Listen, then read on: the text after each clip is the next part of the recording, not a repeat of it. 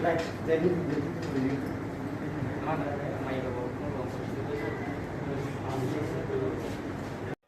भीम, जय भारत, जय संविधान।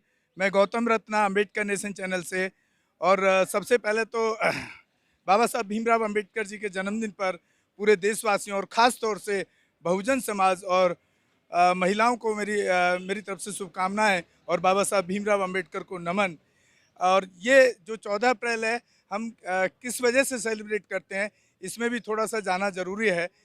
बाबा साहब भीमराव अम्बेडकर अगर संविधान ना बनाते और अगर जो लगभग 50% जो महिलाओं की संख्या है, चाहे वो किसी भी जाति, किसी भी धर्म, किसी भी समाज से आती हैं, उनको अगर बराबरी का अधिकार नहीं देते तो आप देख रहे हैं कि शायद आज इस हालत में ये नहीं होती। और ये बोलने का अधिकार भी उनको नहीं था, सिर्फ घर में ही चौका बर्तन किया करती थी एक टाइम के अंदर। और ख़ास तौर से जो हिंदुओं का इतिहास रहा है, उनके जो जितने भी धर्म ग्रंथ हैं उसमें सब में यही लिखा है कि जो SC ST जिसको शूद्र या दलित या बहुजन कहते हैं, और महिलाएं जो हैं चाहे वो किसी भी वर्ग से आती हों, तो उनको उनके जितने भी, आप चाहे महाभारत उठा के देख लीजिए, चाहे रामायण उठा के देख लीजिए, चाहे गीता उठा के देख लीजिए, कहीं ना कहीं उनका हर उनके शास्त्रों में, चाहे मनुस्मृति देख लीजिए, हर एक में उनका शोषण हुआ है।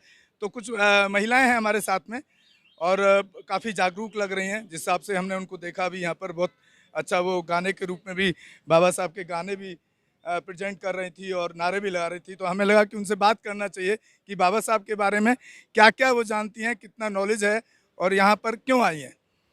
तो आपका नाम क्या है? मेरा नाम अमृता शर्मा है जी? अमृता शर्मा। अमृता शर्मा जी हैं। तो अमृता शर्मा जी, आप बताइए कि बाबा साहब भीमराव अम्बेडकर जी के बारे में आप क्या जानती हैं और क्यों सेलिब्रेट करने आए? हाँ सर, आज भीमराव अम्बेडकर जयंती है, इसलिए ये सेलिब्रेट करते हैं हम।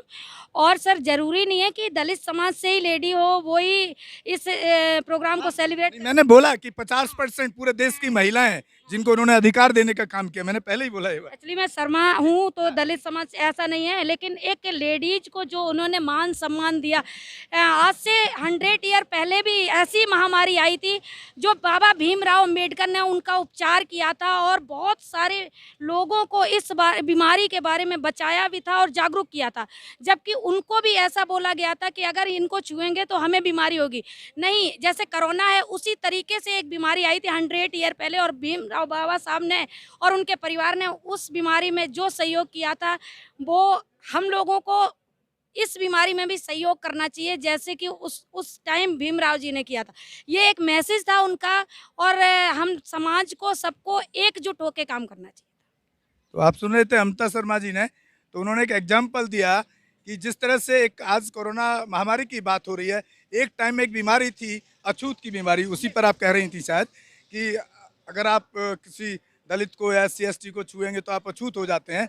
तो उसका इलाज बाबा साहब भीमराव अम्बेडकर ने संविधान बना करके उसके अंदर बराबरी का अधिकार और महिलाओं को भी बराबरी का अधिकार दिया, तो एक इलाज किया। अछूत की बीमारी तो एक नाम दिया गया था उस टाइम, वो मीजल्स, चिकन फॉक्स जो बीमारी थी ना, वो फैली थी। पर अछूत की बीमारी क्यों नाम दिया था? क्योंकि वो सबसे पहले एक दलित परिवार को हुई थी। उन लोगों ने सोचा कि इसको अछूत की बीमारी कहेंगे तो उससे और ज्यादा लोगों में एक। लेकिन साइंटिफिकल प्रॉब्लम तो कहीं भी हो सकता है ना, वैज्ञानिक कोई भी आपदा, वैज्ञानिक बीमारी या किसी लक्षण से किसी को भी हो सकती है। हुई, फिर सभी वर्ग को हुई, तब उन्होंने जब इलाज किया तब उन्हीं को माना गया। आप कुछ कहना चाह रही थी, आपका क्या नाम है? मेरा नाम गीता है। गीता जी। हाँ जी। हाँ गीता जी, आप बाबा साहब की जयंती सेलिब्रेट करने आए, क्यों करने आई हैं, क्या क्या कारण है उसके? इसका कारण यही है कि मैंने एक किताब में पढ़ा था, वैसे मैं ज़्यादा नहीं जानती थी पहले, बट मैंने एक किताब में पढ़ा, मेरे रिलेटिव ने एक किताब दी मेरे को, तो मैंने बाबा साहब को उसमें ये देखा, जब वो छोटे थे तो मतलब वो पानी तक नहीं पीने दे रहे थे उनको, वो मतलब।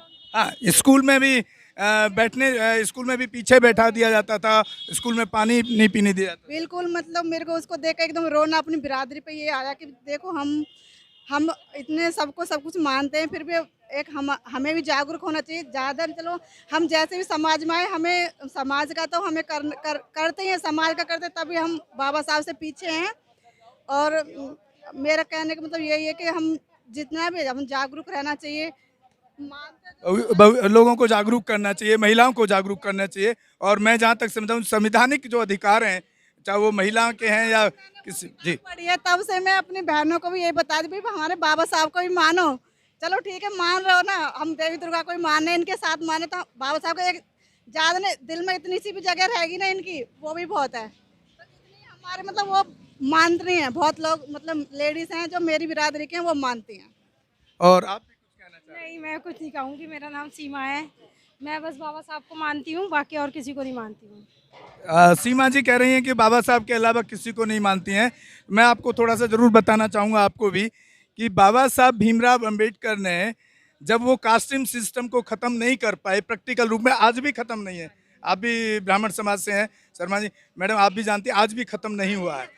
हाँ, गांव में नहीं, शहरों में आज भी है, शहरों में भी है, हमारे पास बहुत सारे एग्जाम्पल हैं, शहरों में भी होता है अभी भी।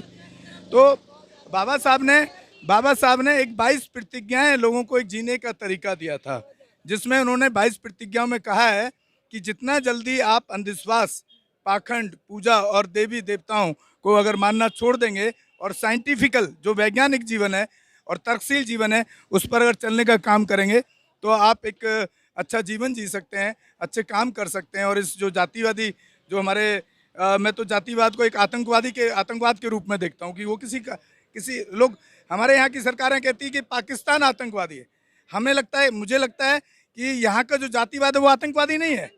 वो अगर एक कास्ट के नाम पे एक ही धर्म के, अपने ही धर्म के लोगों को अगर मारता है या काटता है या उनकी बहन बेटियों के साथ रेप करता है, ये कौन सा आतंकवाद से कम नहीं है।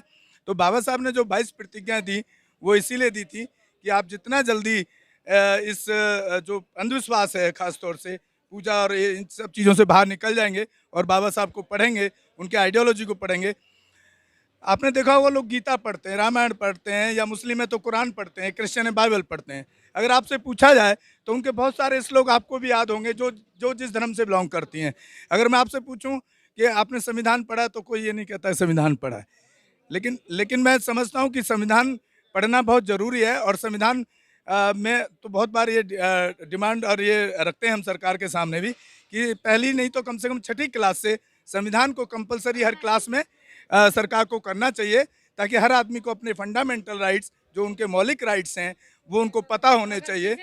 जी, नहीं सुना तो एस चैनल पे, टीवी पे एक चैनल यही अम्बेडकर, हाँ, देख सकते हैं।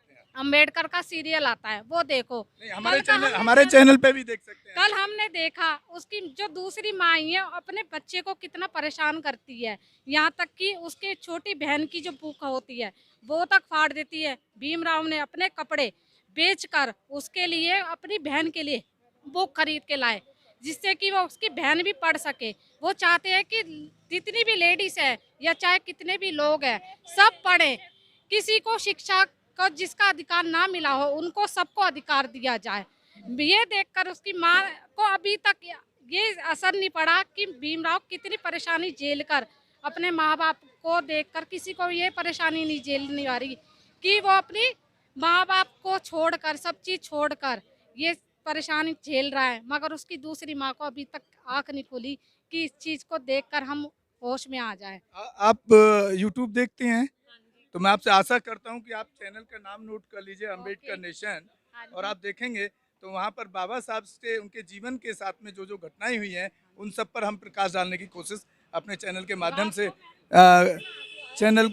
से हम करते हैं।